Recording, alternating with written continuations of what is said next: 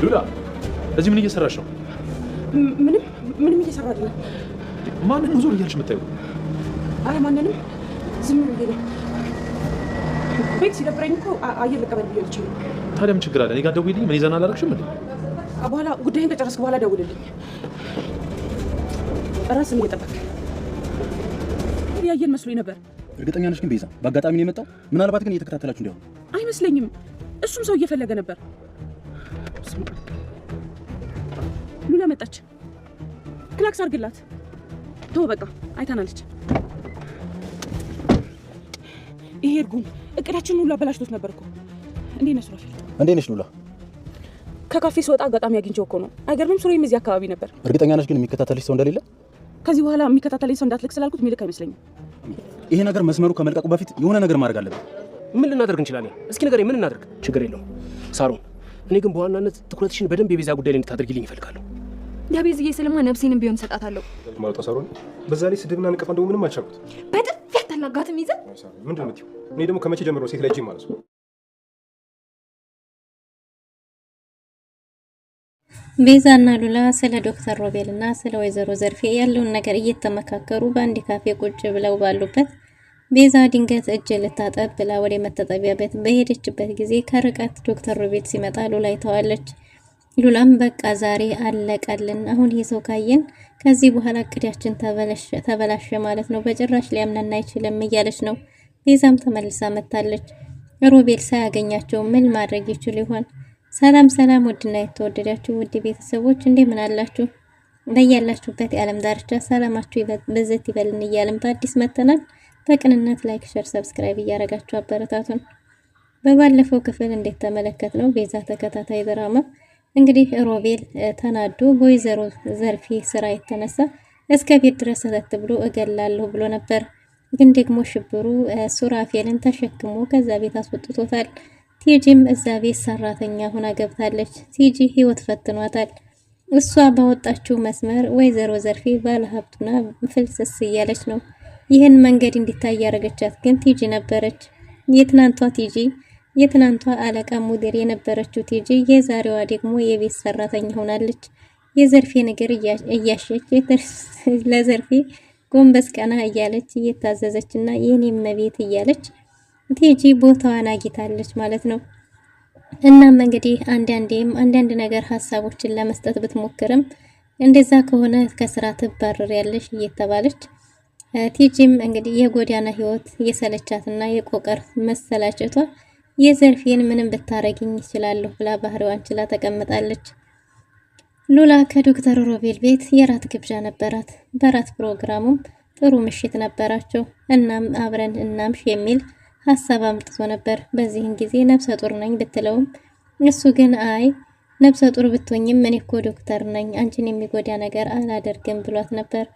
እና ምሽ በቃ አንተ ታልክ ብላ በሐሳቡ ተስማምታ ሳለች አንድ ስልክ ተደውሎለት ከቤት ሲወጣላት መጠጡ ላይ የእንቅልፍ ኪኒን አርጋበት ነበር። እናም ሮቤል የተፈጠረውን ሁሉ ሳያቅ ሌሊቱ ነግቷል። ሌቱ ሲነጋ ግን ከጎኑ የነበረችው ሉላ እሷን ከገመተችውና ከጠበቀችው በላይ መልካም ሰው እንደነበረ ነግረዋለች። እንዴት ራሱን አሞትና የተፈጠረውን ነገር ሁሉ ምንም ነገር ሳያስታውስ ነቅቷል። እንዴ ምንም ነገር እንዴት አላስታውስም እያለ ነበር።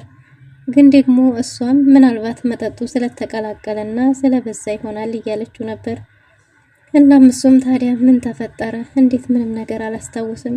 ከዚህ በላይ ብዙ መጠጦችን ጠጥቼ ብዙ ነገሮችን አድርጌ ብዙ ነገር አንድም ቀን ረስቼ አላውቅም። ዛሬ ግን እንዴት ምንም ነገር ማስታወስ አቃተኝ እያለት ነበር። ግን ደግሞ እሷም እንግዲህ አላቅም የተፈጠረውን ግን ደግሞ አንተም መልካም ሰው መሆንህን ያወቅኩት አብረን እንደር ካልከኝ በኋላ ግን ደግሞ ያለ ፍላጎቴ እንደማታስገድደኝና በዛ ላይ ደግሞ ሴትነቴን እንደማታረክ ሰው ከጋብቻ በፊት ምንም ነገር መፈጠር እንደሌለበት እና ስለ ጽንሴም ስለተጨነክልኛ አመሰግናለሁ። በእውነት አክብሬያለሁ። አንተ ያቺ ቤዛና ሱራፌል የሚሉት ሰው አይነት አይደለህም። እጅግ በጣም መልካም ሰው ነህ። እስከዛሬ ድረስ ሳላቅህ በመቆየቴ ቆጭቶኛል እያለችው ነው ሉላ። እንዴ እኔ ይሄንን አልኩ እኔ በጭራሽ ይሄን ማለቴንም አላስታውስም እያለ ነበር። መጀመሪያም ቢሆን እኮ አንተ ስላልከኝ እኔ ተስማምቼ ነበር። አንተን ላለማስከፋት ግን ደግሞ አንተው ነህ እዛ ፍራሽ ላይ አንጥፌ እንዴተኛ ያረከኝው እስካሁን ድረስ አለ ፍራሹ እያለችው ነበር። እናም እንግዲህ እንዴት ታዲያ ምንም ነገር አላስታውስም፣ ግን ደግሞ እኔ አንቺን ማመን እፈልጋለሁ ግን ላምንሽ አልቻልኩም እያላት ነበር። ይህ እኮ አንተ እኔ ብሆንም እኔ ባንተ ቦታ ብሆንም ላምንህ አልችልም፣ ስለዚህ የሚጠበቅ ነገር ነው፣ በአንድ ጊዜ እመነኝ አልልህም እያለችው ነው። የበለጠ እንዲህ ስትለው ለማመን የተቃረበ ይመስላል። እና አሁን ላክስቴ ደውልላት ብለዋለች። ላክስቴ ደውልና ምንም እንዳልተፈጠረ እኔ እነግራታለሁ ቢልም አይ እንዴት ተፈጠረ ነገራት ብለዋለች። ለምን ባለ ጊዜ አይ ምን እሷ የምትፈልገው ይሄን አይደል ነገራት ብለው ነበር። እኔ አሁን ቁርስ ልስራልህ ብላ ቁርስ ለማዘጋጀት ወደ ክችን ገብታለች። የሚያምር የራት ፕሮግራም ነበራቸው። የራት ፕሮግራማቸው የደመቀ ስለነበረ በዛ መልኩ ስለተቀበላት አመስግናለች። እናም እንግዲህ ቁርስ ለማዘጋጀት ወደ ክችን በገባችበት ሰዓት ሮቤል ስልክ ደውሎ ከሱ ጋር እንዲሆነች ሲነግራት ዛሬም ከፈለካት ካንተ ጋር መሆን ትችላለች ያንተ ናት ብለዋለች። እንዴ አንዲት ሴት እኮ እንዴት ወንድ ጋር አዘንሽ አደርሽ ብላ መቆጣት ባለባት ነገር እንዴት ምንም አትልም የሚለው ነገር እጅግ በጣም አስገርሞታል። እና ሮቤልም እኔ ራሴ እዛው ድረስ አመጣታለሁ ማታ ብዙ ጠጥቼ ስለነበረ ማሽከርከር ስላልቻልኩ ነው ብሏል። አረ ምንም ችግር የለውም ወደፊት ባሏጮኛው ሀገር አይደለም ያለችው ታዲያ ለምን እሷ አልደወለችልኝም? ችግር የለውም ዛሬም ከፈለካት እዛው ያንተ ናት ብለው ነበር። እሱ ግን እዛው እኔ ቤት ድረስ አመጣታለሁ ብሏል። በዘርፌ ነገር እየተገረመ ነበር። አንዲት እናት እንዴ እናት ተንከባክባ ያሳደገች እናት እንዲህ ነው የምትሆነው? ለሉላ ያላት ስሜት እስከ ለዚህ ድረስ ብቻ ነው ማለት ነው እያለ ግራ የሚጋባው ስሜት እያስተናገደ ነበር። እናም እንግዲህ ሉላ ባለሙያነቷን አስመስክራለች። ምርጥ ምግብ አዘጋጅታ በህይወቴ እንደዚህ አይነት ቆንጆ ምግብ ተመግቤ ያላቅም ቆንጆ ቁርስ እያለ ነበር። እናሷም ቶሎ አግብቷት ሁል ጊዜ ቁርስ እንደዛ እንደምታበስልለት ነግረዋለች። እናም እንግዲህ የዘርፌን ነገር እንዲታሰብ አስጠንቅዋለች። እናም ለሷ ያላት ስሜት በሷ በኩል እንጂ እኔ እንዴና ተወዳት ነበር፣ አሁን ላይ ግን እንደዛ አይመስለኝም፣ እኔ ብቻ ነኝ እንጂ መወዳት እሷ አትወደኝም እያለች ነው። እና ታዲያ ምን ማድረግ እንችላለን የሚል ሐሳብ ላይ ሲደርሱ ሉላ እኛ ከመገባታችን በፊት የኔን ሀብት በስሟ ለማድረግ ዋስትና ያስፈልገኛል፣ ብቸኛ ወራሽ መሆኗ እሷ መሆኗን ማረጋገጥ እፈልጋለሁ፣ ዋስትና እፈልጋለሁ በልልኝ እያለችው ነበር። ይሄ ለምን ይጠቅመናል ባለ ጊዜም ሀብትና ንብረቱን ከሷ እጅ ለማውጣት እንደሚጠቅም ነግራው ነበር። ግን ደግሞ ሮቤል የራሱ ስልት ያለ ይመስላል። አታስቢ ያ ሙሉ ሀብት የኔ ነው የሚሆነው። በእርግጥም እሱማ አውቃለሁ፣ እኔም ቢሆን የምትበቀለኝ ነው የሚመስለኝ። ምክንያቱም ቤዛ ልትገላት ትፈልጋል ነበር፣ እኔም ደግሞ የቤዛ እህት ነኝ ምንም ቢሆን። ስለዚህ ሀብቱን መውሰድ ትችላለህ፣ ግን ደግሞ ማንም ሰው ምንም እንዲሆን አልፈልግም እያለች ነው ሉላ። ማንም ሰው ሲጎዳ ማየት አልፈልግም፣ ምንም ቢሆን እናቴ ናት እህቴ ናት። ግን ደግሞ አንተ ሀብትና ንብረቱ የቤተሰቤ ነው ስላልክ ሀብትና ንብረትህን መውሰድ ትችላለህ፣ ብቻ ግን እህቴም ሆነ ማንም ሰው ሲጎዳ ማየት አልፈልግም ብላለች። ሮቤልም በዛ መንገድ ምንም ነገር ማድረግ እንደማይፈልግና ሁሉንም ነገር በሰላም መጨረስ እንደሚችል ለሉላ ነግሯታል። እንደዛ ከሆነ ችግር የለውም የእናትና የአባት ሀብት ስለሆነም ሀብቱን መውሰድ ትችላለህ እያለችው ነው። እሱም ደግሞ ምንም ነገር ሳይፈጠር ሁሉም ነገር በሰላም መጠናቀቅ እንደሚችል ተናግሯል ማለት ነው። በዚህ ሁኔታ ላይ ሳሉ ሉላ ወደ ቤት ሄዳለች። ወደ ቤት በገባች ጊዜ ለምን ስልክ አልደወልሽም ብትላትም እንዴ አብረሽው የነበርሽው ሰው ጮኛሽ ደውሎልኛል ብላታለች። እና ሉላም አብራው እንዳደረች እና ሁሉም ነገር እንደሆነ ብትናገርም እሱ ደግሞ ምንም ነገር አልተፈጠረም ብሎኛል እያለቻት ነው። አንድ እናት ልጇ ውጭ አድራ ስትመጣ የታደርሽ ለምን አደርሽ ብላ ነበር የምትጠይቀው። ግን አንቺ እኔን ትወጂኛለሽ እያለቻት ነበር። ዘርፌም እንግዲህ ስለ ሉላ ስታስብ ህልቅስ ጋብቻውን ብታጣድፊ ይሻላል፣ ፍቅር ምናምን እያልሽ አትጃጃይ፣ አፈቀርኩት ወደድኩት ብትይ የማምንሽ ይመስልሻል? ምናልባትም ይሄ ሌላ የተንኮል መንገድሽ ይሆናል እያለቻት ነው። እንግዲህ ዘርፌ ማንንም ሰው አላምንም ከነፍሴ ውጭ እያለች ነው።